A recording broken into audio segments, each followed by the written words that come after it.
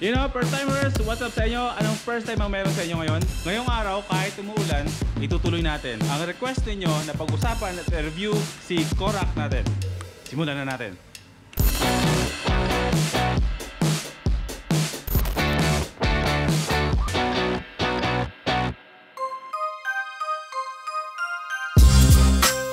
Okay mga first timers, marami kasi nagre-request sa inyo na gawin natin content o i-content natin si Korak kahit isang beses lang. Ano ba yung kwento kung paano siya napunta sa akin, kung ano ba yung mga specs niya, kung bakit ito yung napili ko na bilhin ng motor. Etong si Korak ay nabili ko sa halagang 25,000 pesos mga first timers.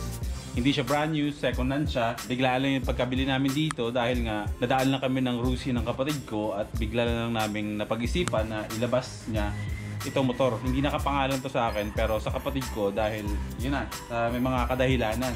So itong si Korak na to mga first timers, 2018 model to, limited edition. Hindi ko alam kung bakit tinawag na limited edition to pero ang napansin ko dito sa kanya, ang pinagkaiba lang niya sa mga Korak na na-drive ko dati dahil may mga kakilala ako ng Korak dati. Iba yung mga signal lights niya, iba yung speedometer niya. Kaya siguro tinawag na ano to, na limited edition kasi may mga parts dito na medyo iba sa mga old model na mga Korak. Si Korak ay isang mini bike.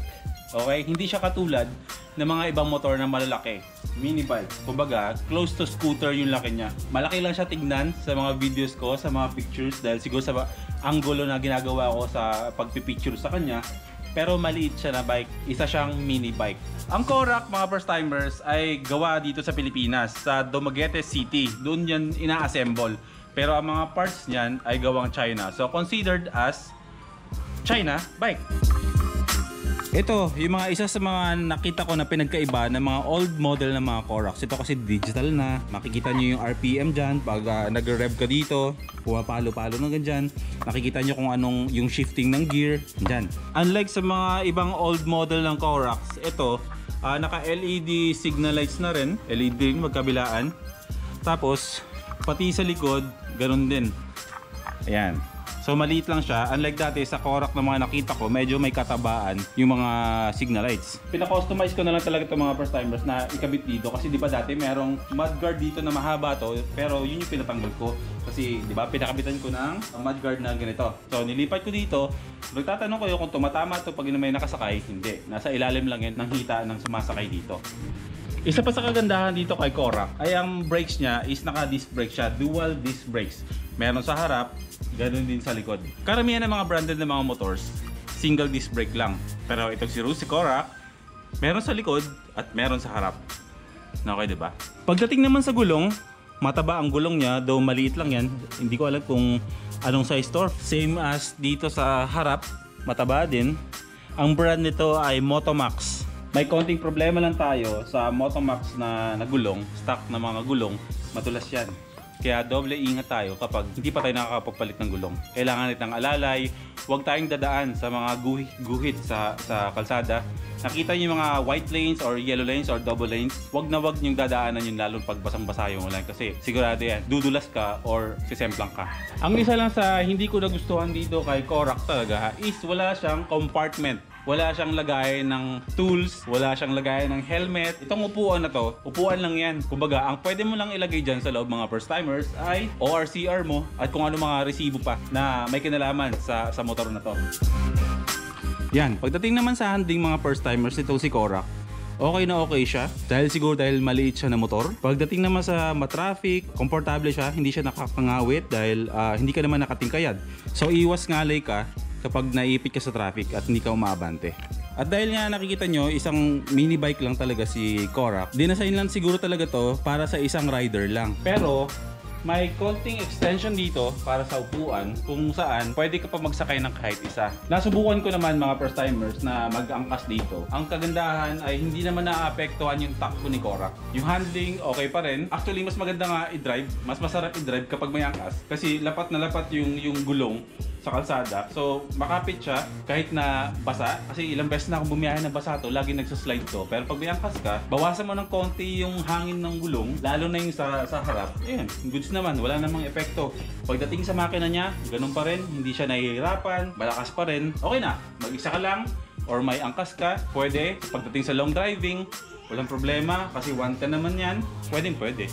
Ito pa, isa pa to sa gusto ko, LED headlights na rin siya. Sobrang ganda ng ilaw na yan. Puti siya, pero hindi masakit sa mata. Pansin niyo ba mga first timers na pag nasa kalye kayo, minsan pag may nakakasalubong kayo mga motor na kulay puti or naka-LED yung ilaw, di ba napansin niyo ang sakit-sakit sa mata? Yun daw yung mga mura na LED. Pero itong si Korak, kahit na puti yung mga ilaw niyan at naka-LED yan, kahit tumapat sa mata mo yan, hindi masakit. So hindi ka makaka-hassle ng mga ibang motorista na makakasalubong mo paggabi. At kung ang pag-uusapan naman natin ay ang tungkol sa speed nitong motor, huwag kayong mag-expect mga first timers na mabilis itong motor na to.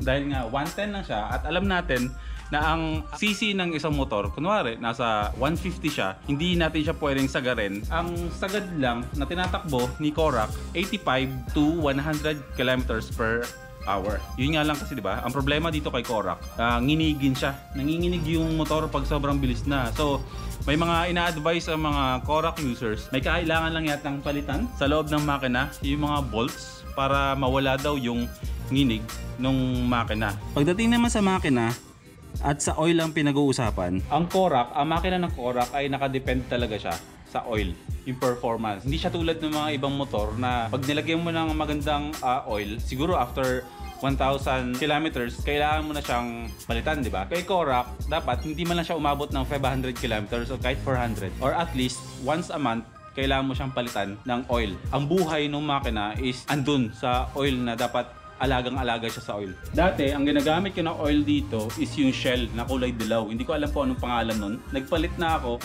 Castrol na active. Okay mga first timers, gusto kong alisin nyo sa isip nyo, lalo na rin sa mga ibang nagbumotor na medyo brand conscious na ngayon lang nanonood dito sa review natin kay Korak. Na ang Korak ay, ang Rusi, ay kahit na gawang China lang yan or dito binuo yun sa Pilipinas, is hindi siya pwedeng pang long ride. Nagkakamali tayo doon. Maraming bumabiyahe ng mga Korak users sa isang group from town to town, from south to north ang ginagawa na biyahe, lumalaban. Hindi naman kasi porket pag sinabing China is pwede kanyang itirik anytime or masisira na lang siya or siguro pinaka-worst dyan is mag-overheat. Ako, ilang beses ko na binahe si Korak from Malolos to Pampanga, Quezon City, Tarlac. Wala naman akong na-experience na nagka-problema si Korak pagdating. Walang overheat. The usual. Kung anong motor yung dinadrive mo, maliban dito, ganun din naman. So hindi totoo yung bali-balita na hindi pwede si Korak or ang Rusi na i-long drive. Pwede siya mga first timers. Ang isa pang problema ko dito kay Korak, lalo na pag umuulan, is mabilis siyang madumihan. Kung wala itong mga mudguards na yan at sa likuran, actually kahit nga mayroong mudguards is maliligo talaga ng mga putik yan. Kaya ang dapat yung gawin, alagaan nyo lang palagi talaga sa linis. Kumbaga kahit na basahin nyo siya palagi, huwag nyo siyang hayaan na matuyuan na ng tubig kasi alam mo naman natin ang Rusi ay yung mga parts niyan hindi naman yung quality niya is tulad ng mga branded na mga motor, kalawangin. Which is, totoo naman. So nasa atin yon kung paano natin aalagaan yung Rusi natin para maiwasan yung pagkakaroon ng mga kalawang. Pag sobrang dami na talaga ng kalawang ng mga Koraks nyo, di repaint na lang, di ba? Yung rear light naman, sobrang napopugian ako dito sa rear light na to. Alam mo, parang mga pricey na motor, lalo na pag umiilaw yun sa gabi.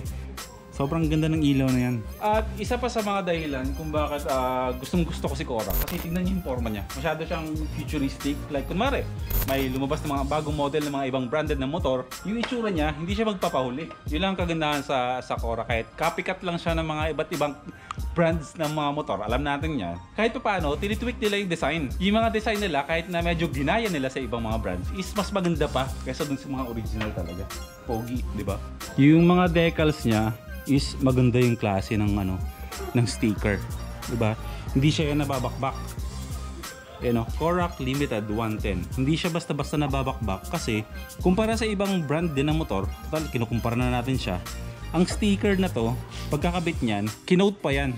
Nilagay pa ng coating na pintura mga first timers para hindi siya mabakbak. So, kahit anong gawin mo diyan dito, Kahit anong gawin mo dyan na kudkurin yan para matanggal, hindi yan matatanggal talaga. Ayan, lubog yung mga yan, clear coat. At meron pang isa mga first timers. Akala nyo ba na mamahalin na mga parts ni Korak at mga accessories, dun kayo nagkakamali? Dahil sobrang abot kaya lang ang mga parts at accessories para i-enhance yung look ng Korak ninyo or ng Korak na to. Kasi nga dahil nga mura lang si Korak, hindi ko alam kung magkano ang brand new nito dahil second hand ko lang ito nabili. Maliban dun sa mababa yung down payment, 5,000 lang, may lalabas mo na yung brand new na Rusi Korak. For 3 years, ang babayaran mo lang is 1,600. So ganun siya kamura, ikumpara mo sa iba. Para siyang malaking laruan, mura lang din yung mga parts and accessories na pwede mong ipang-modify sa katawan ni Korak. Actually mga first timers, nagtitingin-tingin ako ng mga customized na mga Korak sa Google.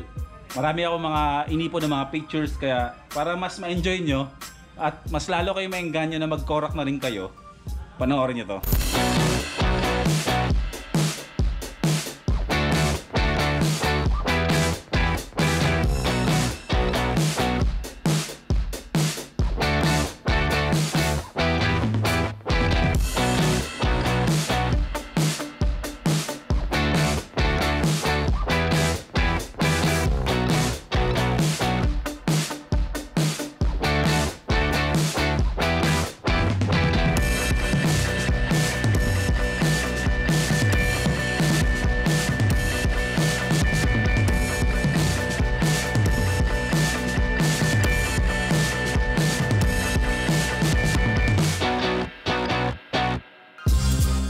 Okay mga first timers, pagdating naman sa comparison, ito yung pinakamahalaga dito sa review natin.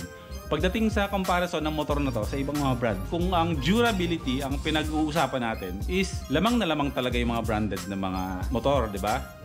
Akin naman, kaya ako sinabi na nire-recommend ko to para sa mga gusto mag-motovlogs. Okay na okay ito pang motovlogs kasi ito yung ginagamit ko sa mga biyahe ko pag nag-motovlog adventures ako or motovlog mismo. Ito yung ginagamit ko dahil maliban nga sa maganda siya i-drive, pogi din, kahit sabihin mong mumurahin na motor, head turner naman na tinatawag, mapapalingon pa rin naman yung mga ibang tao pag nakikita yung motor mo. Wala sa brand yun, mga first timers. Wala sa brand yun. Ang pagmamotor kasi mga first timers is isang hobby. Kung ako ang tatanungin nyo, given a chance naman na kung magkakaroon ako ng magandang motor, why not, di ba? Pipili ako ng magandang motor. Pero kung ikaw naman ay tight sa budget or alanganin ang budget mo at gustong-gusto mo naman talaga mag-motovlog, di ba? Pero hindi ka mapag-start na ng motovlog kasi nga hindi mo mabili yung motor mo kahit sabi mong hulugan. Hindi mo makayanan yung down payment, hindi mo makayanan yung monthly niya. Meron namang mga ganitong motor, di ba? Na mura na, tapos pogi pa. Alagaan mo na mabuti. Kahit anong brands pa yan, maraming brands dito sa Pilipinas na mga sikat na mga brands. Pero para sa akin, pag sinabing the joy of riding, pare-pareho lang lahat yan. Iisa lang yung kalsadang dinadaanan natin, di ba? Mapamahal man yung motor mo. Ang importante, kung anong meron ka, kahit mumurahin yan, is ma-maximize mo kung ano yung nagagawa ng motor mo. Mahal na motor, mura motor, pag sinakyan mo, pareho lang naman yun. Dinadrive mo pa rin naman. Huwag pilitin kung hindi kayang bumili ng mahal na motor. Meron namang mura na matibay naman. At pogi, tulad ni Korak. Simulan mo na yung motovlogging mo. Pumunta ka sa pinakamalapit na Rusi sa inyo. Sabot-sabot lang. Sabot-sabot lang. Ibig sabihin nun, usap-usap lang. Ipapa-CI ka lang, pero wala na mga bangko-bangko na usapan. Wala nang ganun-ganun. Mabilis lang kausap. So yun mga first-timers, at sa mga nagbabalak na mag-motovlog dyan, ito na yun. Ito na yung sagot sa dilemma nyo na paano kayo magkakaroon ng magandang motor pagdating sa motovlogging. Rusi Korak.